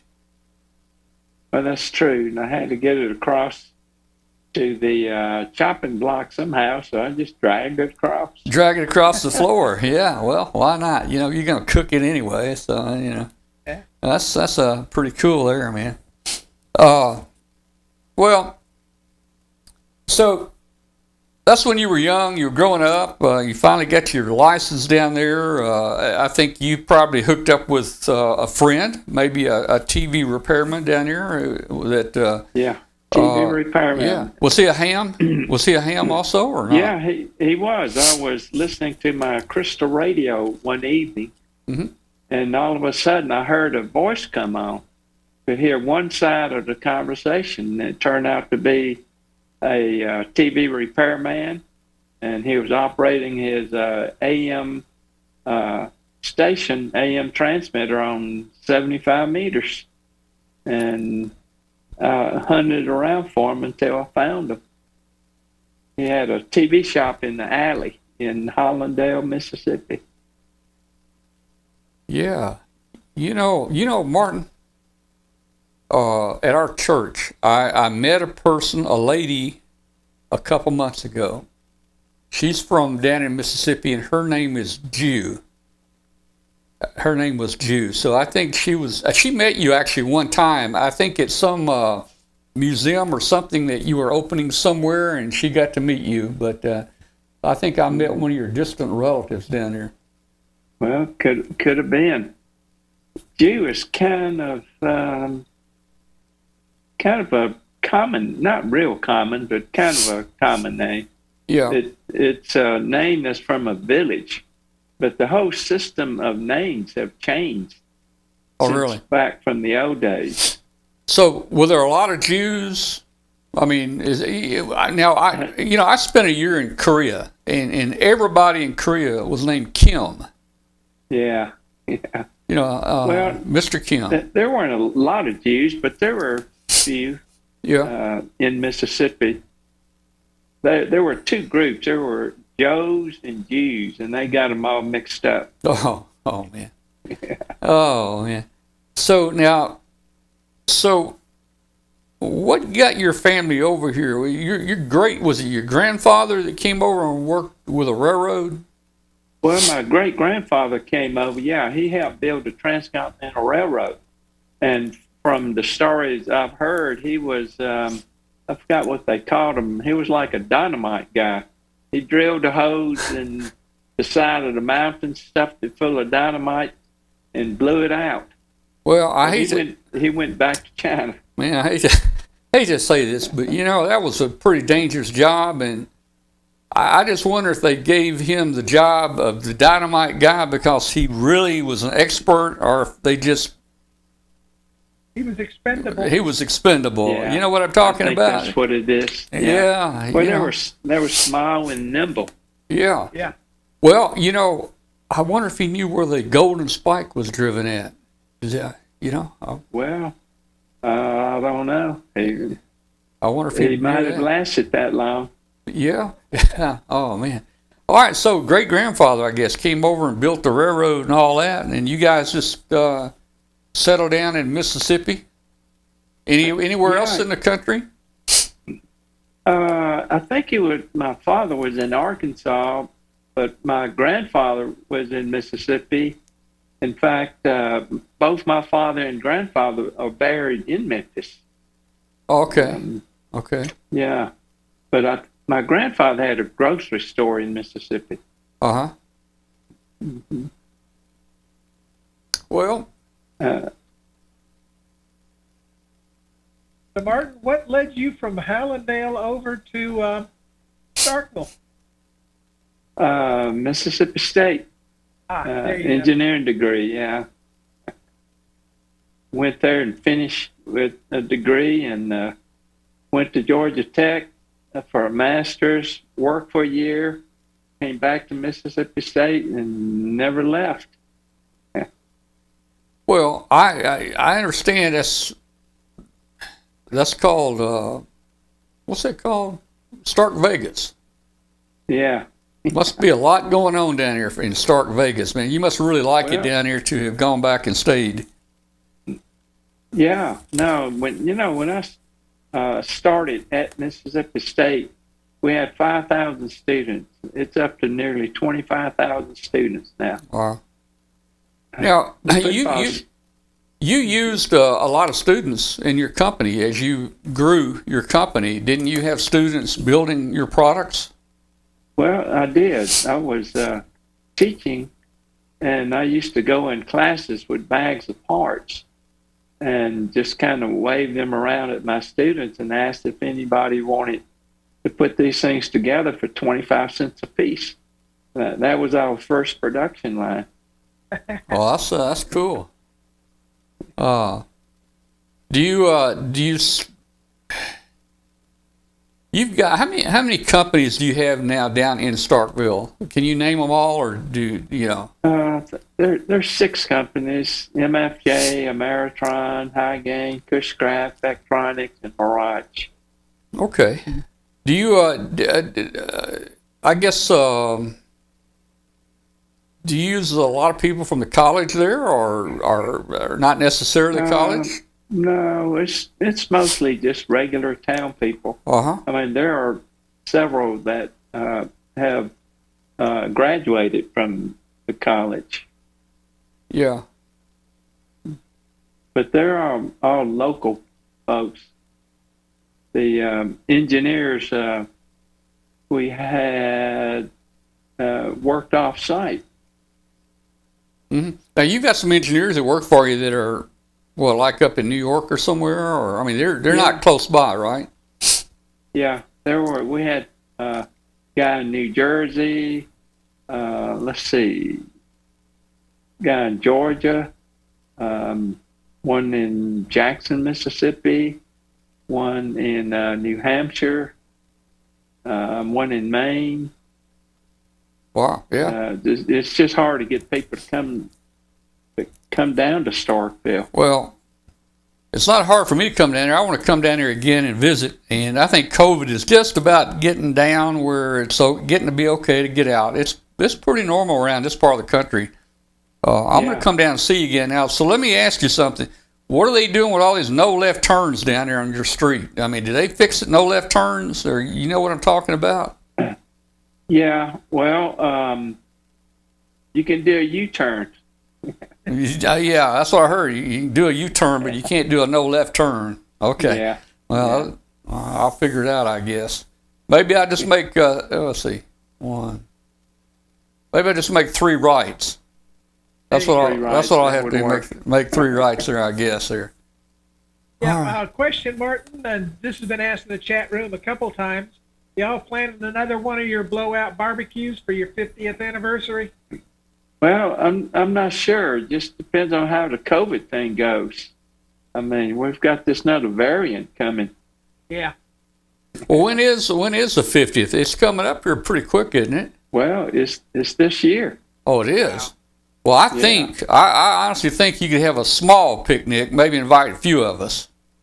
You know? Yeah. We could Yeah, do just that. invite me and Tom. and we'll- Yeah, we could, We'll eat enough for everybody you know, else. Glenn, Bill, myself, we could come down there at the park and eat chicken and all that stuff. Boy, that was really good. And, Y'all can come down anytime. we can keep our distance there and have that chicken down at the park. Yeah. Um, Well, I invite everybody to come and visit us, and we're giving tours again. Yeah, and you had a lot of people on the 45th that came down here. People came from a long ways. One of the guys in our chat room here is Bill WZ1L. I think I got his call right. Yeah, WZ1L. yeah, Bill. He came down from Massachusetts with me and drove down. Yeah. Yeah, I and remember Bill. and then we've had people from North Carolina and Florida and just a lot of places. You pulled a lot of people. And they had a good time down there. Yeah, it was good. Yeah, that was. I was there at was it the 40th and the 45th? Mm-hmm. And they were both a lot of fun. I enjoyed being there. Well, we just have to see how this COVID thing turns out. Well, I think this COVID this stuff is going to be around forever now. It's going to be just like the flu. Every year we're going to have it. I think you're right. And I don't know if you can. I get a flu shot every year. Maybe they'll come up with a booster for for that strain of COVID. But I think COVID is going to be here many years. And I already here things are back normal. Martin, I mean. Life is going on here just like nobody's talking about COVID. They're going out and doing the things they used to do before. Everything is open. Everything is good here. There's haven't been any major breakouts, but it's going to be like a flu. People are going to get it. Hopefully, it'll be like what you had, and just be very very mild, and that's it. Yeah, but on the other hand, there's going to be some permanent changes here. I mean, in my situation, I'm going to work in an office just 2 days a week, and then I work from home remotely the other 3. I think you're going to see a lot of that, moving forward in the future. I don't think you're ever going to have the full 40-hour week for everybody like we've done in the past. It's going to be a mixture of the on-site versus working remotely. Yeah, probably some of the businesses are going to be like that. Someone asked about Hamfest, or the Hamfest back fully normal. I think so. I mean, we've had all kinds of Hamfests in this part of the country: the St. Louis, the Memphis, the Jackson, Mississippi, New Orleans, Huntsville. Huntsville was here last year. I mean, the Hamfests are back pretty much, and. Yeah, I think the big question here is MFJ fully back at the Ham Fest? I saw Richard and the gang down there in the Orlando Ham Fest. I'm assuming you're going to have the gang there at Dayton as well. Yeah, we're going to be at Dayton. Yeah, we're trying to get back up to going to Ham Fest, but you were talking about working remotely. It's kind of hard to work remotely and do production. Yeah. Oh, yeah. I heard on the news. I read or heard on the news somewhere. They've done a survey. They've done a survey on these people that have been working at home the last 2 years, and now the companies are wanting those people to come back to the office, and the people are saying, "No, we don't want to come back to the office. We want to work from home, or we're going to quit." Well, basically, I think Martin was talking about me with that, because Oh, yeah? I'm enjoying working from home. Yeah, well, I did too. Even before COVID, I enjoyed it. Some people's jobs can do that, and some people's jobs can't. Like Martin was saying, man. You can't do a lot of the stuff that happens at MFJ remotely. You got to have hands on. Yeah. I mean, assembly line is pretty tough to do it at home. Yeah, well, I'll build my part here, and then I'll mail it to somebody else. Yeah. Hey, Martin. I was talking to Martin today on the phone about the supply chain shortage and the prices of chips and shortage of chips and stuff. And let's see, I don't know if Bill's still in. I guess Bill's still in here. I know Bill's been trying to buy some 328p Arduino chips, and they're up to about $4 a piece now. They used to be about $1 a piece. But Martin, tell us. Actually, they're $1.70. They used to be $1.72 for the 328P. I just bought a batch for $7 or $8 a piece. Yeah. Wow. Shipping. Martin, tell us. Martin, and it took 6 weeks to get, but wow. I now have 20 of them. But Well, they're like $7 a piece instead of, in other words, they're about 3 to 4 times the normal price. Well, I have found some. I have found some much cheaper than that, but who knows? They're probably floor sweepings, and they come from China, and they come in little plastic bags and all kinds of stuff. Most likely, they probably are end runs from an assembly house, one of those big assembly houses. They still have some on the reel, when they do a large batch, and they're too small to be of any use to anybody except for us that are desperate to get little microcontrollers. Well, Bill, listen at this. Martin, Martin was talking to me today, and Hold on. there's one little chip in their antenna analyzer, and it used to cost about $1.70. And Martin, what's that chip cost you now? Well, it's an A to D converter, and it's up to $85. Oh my gosh! Wow! So we went now. Your antenna analyzer that you got a $1.70 chip in it. Now that chip is $80. And what are you gonna do, Martin? Are you gonna have to raise the price, or do you have enough in stock to hold you until the price comes down? We just have to wait until the price drops down. That affected the one of the models, but the other models use the A to D that's built into the microprocessor. Ah, okay. Yeah. Well, I'll tell you, I looked, Tom, on the on Mauser and DigiKey for the microcontrollers that I want, and they have a lead time. They say 0 stock. When I clicked on the lead time, they said they'd be in stock in May of 2023. Holy cow. Yeah. 1 year. Now we've got some products or parts that we ordered over a year ago, and we're just now getting them. Wow. Hey, Martin, tell us about, I saw in the news these containers that come from China.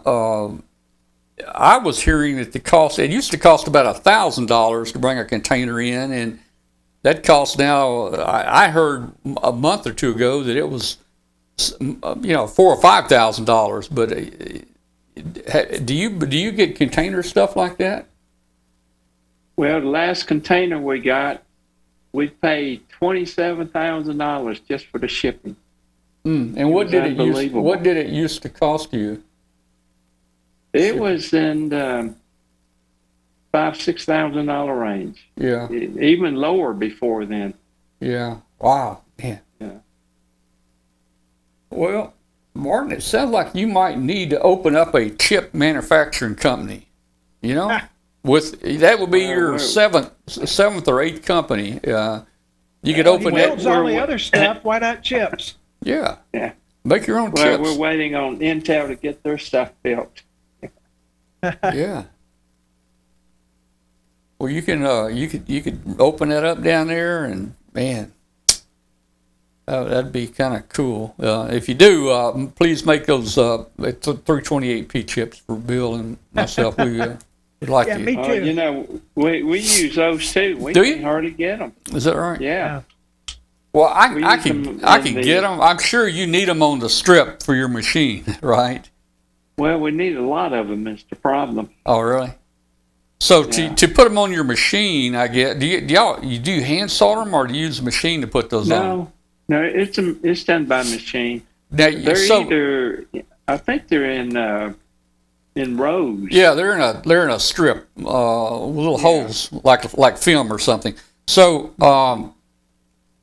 so you got to have it in that strip to put it in your machine, and I don't even know if you could buy strips of 5 or 8. That might be not worth trying to put in the machine, right? It wouldn't.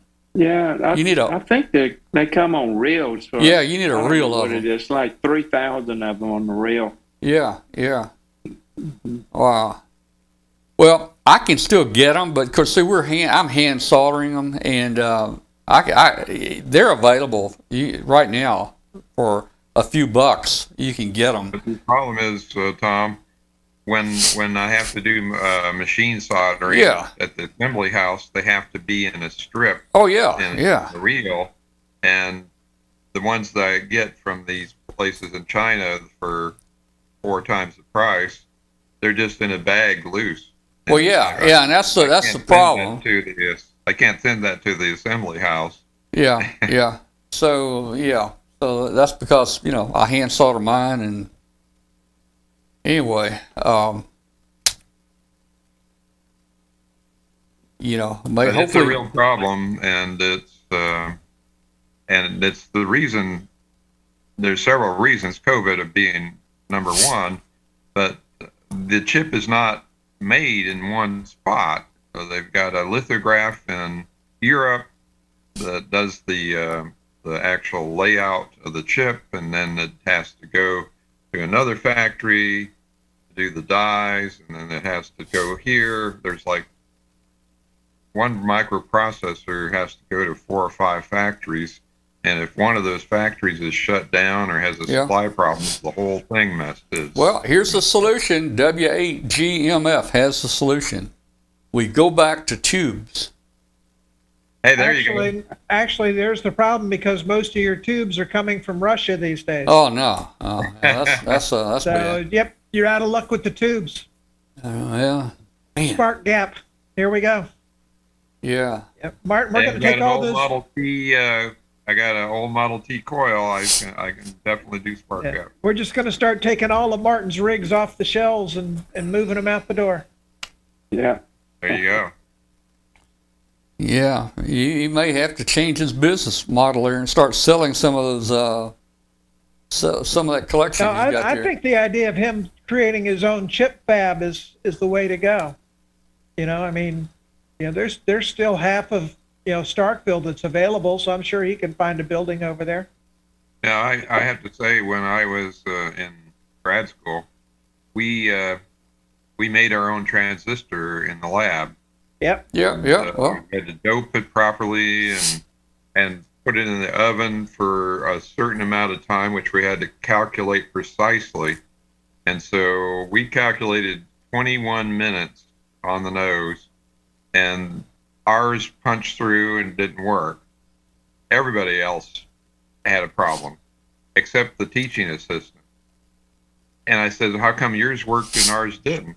He says, well, on paper, in theory, it says 21 minutes that you have to put it in the doping oven. But I know that the doping oven is a little on the hot side, so I did 20 minutes. oh wow. And this is exactly how these factories, the fab factories, they set them up. They set it up to theory, it doesn't work, and they tweak it empirically until it works. Well, I've got the whole solution for you right here. What is it? Got to get it first. You got plenty of cat whiskers. Yeah, Get some razor blades and cat whiskers and just go back to the crystal radios. Well, that might work. That might work. There you go. Hey, let me correct something I said a while ago. W8GMF suggested going back to tubes. That was not him. He denies it. That was WD8IOL that said let's go back to tubes. But I agree. Let's go back to tubes, man.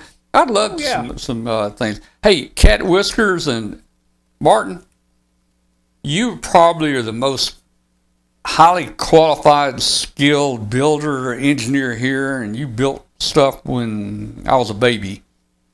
And tell us about your first crystal radio, man. How did it work? Well, it came out of a Cub Scout handbook, foxhole crystal radio that the soldiers built during World War II, made up of a rusty razor blade, piece of pencil lead. That was the crystal detector. Yeah. And you just moved that pencil lead around until you could hear something.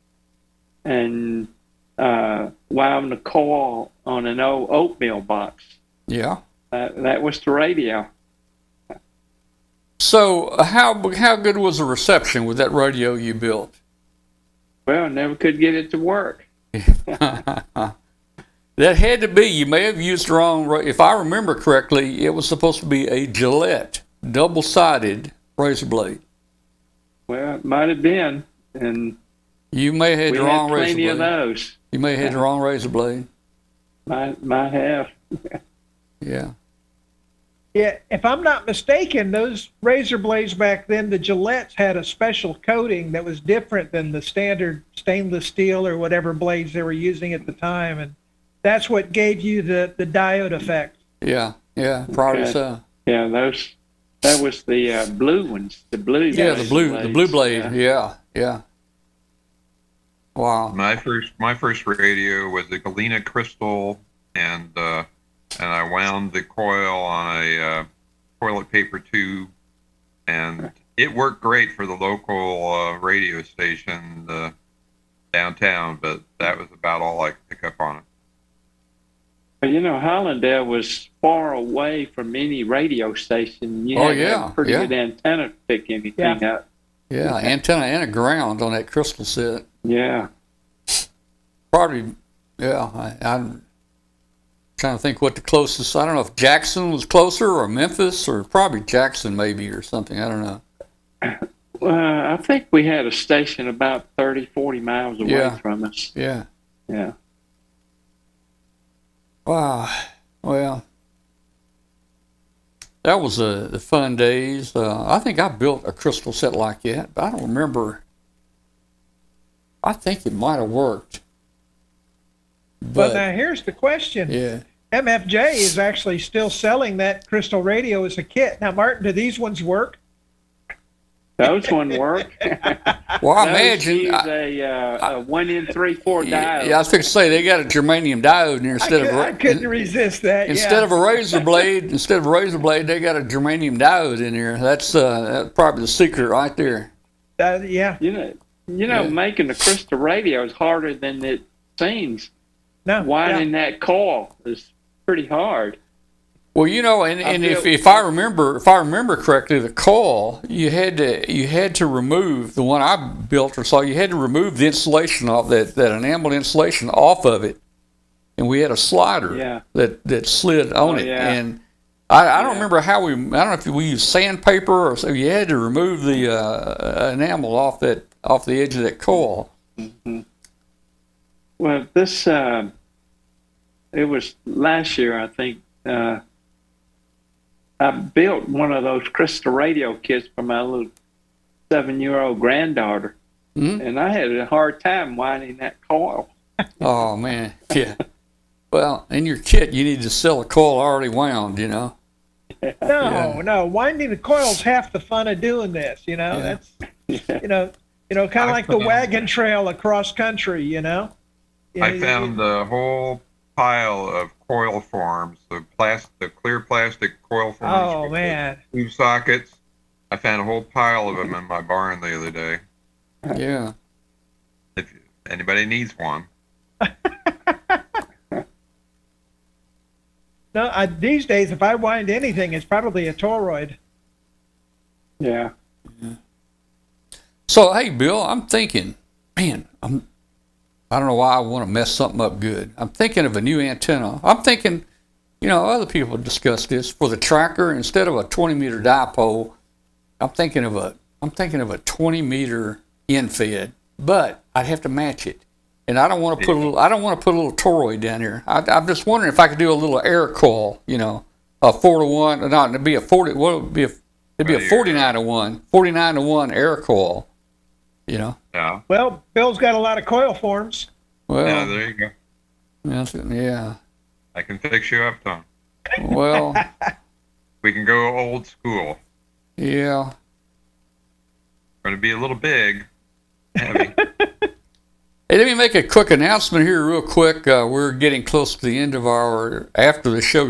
We're having so much fun. We didn't get to open the phone lines or the Zoom for anybody tonight, but I hope you enjoyed it. We tried to bring you in at least through the chat room with comments and questions. If you're out there listening on shortwave on WBCQ 7490, we'd love to hear from you. Send an email to Tom at w5kub.com. The show's about ham radio, amateur radio, and we're coming out to you from Memphis, Tennessee tonight. And this is a live video show. You can watch it Tuesday nights just by going to w5kub.com. Tuesday nights, 8 p.m. Central Time, 9 p.m. Eastern Time. And we'd love to have you join us there. So, again, thanks to everybody that's tuned in on shortwave and also the ones in the chat room there. And we'll be closing the show down in just a few minutes, but I wanted to get that announcement out. And, man, hey, Martin, we're so happy to have you tonight. If you're not here every night, Martin, I'm gonna put a piece of paper up here like they did in grade school, and you get a gold star every time you're here. But when you're not here, you're gonna get demerits. Okay. Well, it has been fun. I have enjoyed being on your show, and I might sound a little bit differently because I wore the battery down on my earphones. Oh, did you really? Oh, you sounding good there. You're sounding good. Yeah. Now, Martin, are you going to be going to Dayton? Well, I'm not sure. If I don't go, it'll be the first time in 50 years. Well, that's a pretty good record. 50 years, so I don't know. Yeah. No, I have to go. I need the time off from work. We're going to go up on Wednesday, and we're not going to do much setup, but we will have a booth there in Building 2 where we're always at. We're not going to put much up. Maybe our banner and a table and hide an ice chest under it. We're not going to do any streaming this year from Dayton like we have the last 19 or 20 years. We want to walk around and see it. We're getting so old that we want to get back and try to enjoy it a few years while we can there. And behind the camera and having interviews and people with us, man, we were always so busy. Most of the time we were running and didn't have time for even lunch. So we will get some video outside, inside. Different people that come by, we'll get some video, and we'll show that on our Tuesday night shows and let you see what it is. It's just going to be delayed a little bit. And I think, Martin, this will probably be my 50th Dayton Ham Bench. Oh, wow. You look like a young man, Bill. Well, thank you. I went to the first convention just prior to getting my license in 1968. And how old were you back then? 15. 15, yeah. Well, see, I was 16 when I got my license, but like Martin living in a little Delta town down here in the South, I mean, I didn't know anything about hamvention. We didn't even have internet back then. Was there a hamvention? I don't know. I guess there was. But, hey, how's a 15 or 16-year-old going to go up there? You must have lived close by, Bill. I did. I lived in Findlay, Ohio, which is just 100 miles north of Dayton. And my dad and I drove down to it. And I attribute my back problems today with lugging an SX 101A and a Viking 2 from the flea market all the way up the hill to where my car was parked. Good heavens. Well, I have sold something They were heavier. 60 pounds a piece. I sold something heavier than that there. And I sold a Model 28 ASR teletype. Now, the Model 28 is about 4.5 feet wide, and, it's about 4 feet tall, But I sold a Model 28 ASR there. And if you want a couple of rolls of original Western Union teletype paper, probably from the 50s or 40s, well, I have a couple of rolls of that. I could have had that. People may not realize this, but I worked for Western Union for 1 year. As soon as I got out of the Air Force, I went to work for Western Union, and so I should have some tape and stuff like that. But hey, the guy that bought these might have been from World War II because my dad was a radio man in the Navy, and he was a teletype operator. Yeah. Well, the guy that bought that ASR, the guy that bought that Model 28 ASR, rolled it on a two-wheeler out to a bus, and they opened the big door on the bus, and they put that sucker in that bus. So, yeah. So there you go, Glenn. You can carry big stuff back. My truck will be Yeah, but available. I can bring stuff back. You don't have a big bus, though. I don't, but I can bring stuff back for you. Was there a Model 15? Yes, there, I had one. There, well, a Model Okay. 15? There was a Model Yes. 15, yeah. I think we used to use those for international communication back in the old days. Yeah. I mean, MFJ. Oh, really? wow. The Model 15 was it was an old one. Yeah, it was an old one. Yeah. And Old and noisy. yeah. Yeah. So we had one at Ohio State's club station, W8LT, and that thing, when it operated, you really needed hearing protection. But we used to send pictures by Yes. Yeah. ASCII text pictures Yep. on teletype, and we thought that was the greatest thing. Yep. I used to have one in my bedroom growing up. Oh wait, breaking news here. Hey Glenn, you're flying. Listen to this. Tony in the chat room, VK3YV. He is flying into LAX, and I guess, and then he's driving to Hamvention. Oh, wow. Man, that Somebody probably ought to give him a map well, I'm sure and he. show him that far on the map Yeah. doesn't really equate to Yeah. LAX to Yeah. Dayton. Yeah, that little 2 inches on a map is a long way. But I'm sure I think he does this every year. I think he gets an RV. Happened, in the old days, we had those big folding maps, and you'd have Yeah. the size. Now you look at your map here, and it's like, oh, well, I only have to go here. Yeah, I can get there. Yeah, I see. Nope, I am actually flying all the way into Dayton itself, and this will be the first time I've flown to Dayton. I generally drive, but it'd just be me driving this year, and that's just too long of a drive. Yeah. Now, Glenn, I could probably drop you off at the Memphis airport, drive to Dayton, and pick you up, Probably. and I'd probably be waiting on you. It's going to be real close. I think I'm leaving at 9 in the morning, and I'm getting in at 3 in the afternoon. Yeah, So Yeah. yeah, about a 7-hour drive from here. oh, it's 10 from here, 9.5 to 10. Plus, Yep. I have a Yeah. time change. Well, then you're ahead of the game then. Yeah.